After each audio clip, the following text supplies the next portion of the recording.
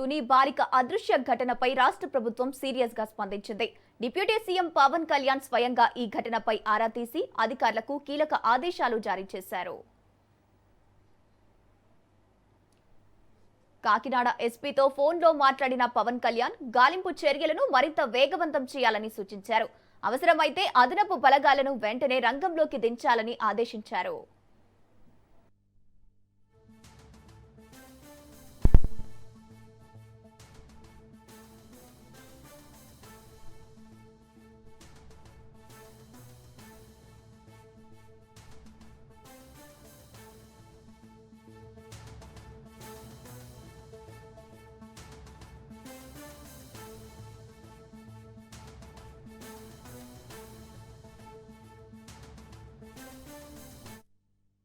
Search operation లో NDRF బృందాలను కూడా వినియోగించుకోవాలని సూచించినట్లు సమాచారం.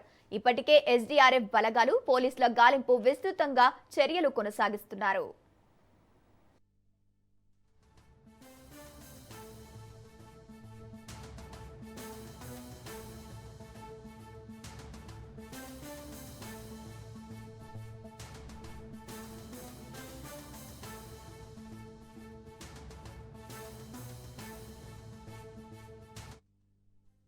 కాకినాడ జిల్లా తుని పరిధిలో బాలిక ఆచూకీ కోసం ప్రత్యేక బృందాలు రంగంలోకి దిగాయి.